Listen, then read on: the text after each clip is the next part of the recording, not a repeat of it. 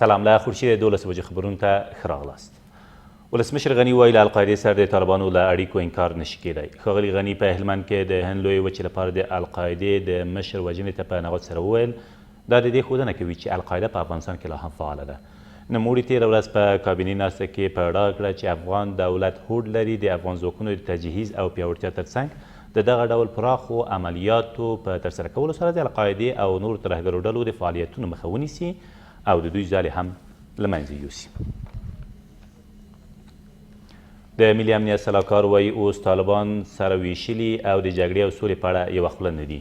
حمدالله محب تېره ورځ په افغانستان کې د ناټو له ملکي استازي نیکولاسکي سره په کتنه کې زیاته کړه د طالبان د مشرتابه سیاسي استازو او د جنګیالیو ترمنځ د فکر او عمل توپیر دی او همدې خبرې دا ستونزه رامنځته کړې چې له طالبانو سره د سولې په اړه عجولانه خبرې او بحثونه د ښې پایلې ونه لري.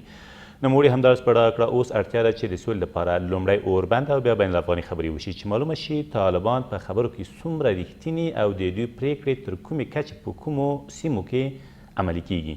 طالبان لا تر اوسه په دې اړه څه غبرګون نه دی ښودلی.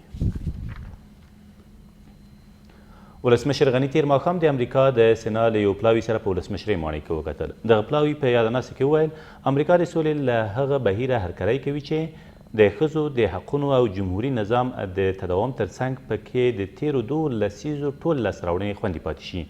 یاد پلاوي همداراز د افغانستان د ولسمشرۍ ټاکنو د ترسره کېدو د مبارکۍ ترڅنګ ټاکنې د ولسواکۍ د اساساتو د پیاوړتیا لپاره مهمه وبللې.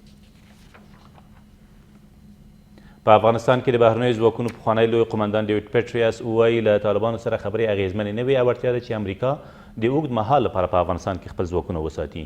نوموړی زیاتوي داسې څه نه ویني چې د دې ښودنه وکړي چې طالبان چمتو دي له جګړو لاس واخلي. د نوموړي په وینا لا هم افغان ځواکونه په جګړو کې ډېر تلفات لري نو امریکا او نور ملګري هیوادونه باید د افغان ځواکونو روزنې او تجهیزاتو ته ډېر پام وکړي. د تخار په خواجه غار ولسوالۍ کې یو ښوونځی وسوځول شو. د خواجه غار ولسوال ملا عمر وایي دا ښوونځی چې په قرلوک سیمه کې موقعیت لري تېره شپه د طالبانو له لوري سوځول شوی خو طالبانو لا تر اوسه په دې اړه څه نه دي ویلي. له دې سره سم په یاده سیمه کې د افغان ځواکونو چاڼیز عملیات روان دي. او د فوټبال د 2022 نړیوال جام په مقدماتي سیالیو کې افغانستان نن ماښام د عمان پر وړاندې د لوبې ډګر ته وځي. د افغانستان د فوټبال فدراسیون مسؤلین وایي دغه سیالۍ نن ماښام 9:30 بجې د عمان د مسقط ښار په السیب لوبغالي کې ترسره کیږي. د یادولو وړ ده چې افغانستان تر دې مخکې له بنګلادیشه لوبه ګټلې او قطر ته یې بایللې وه.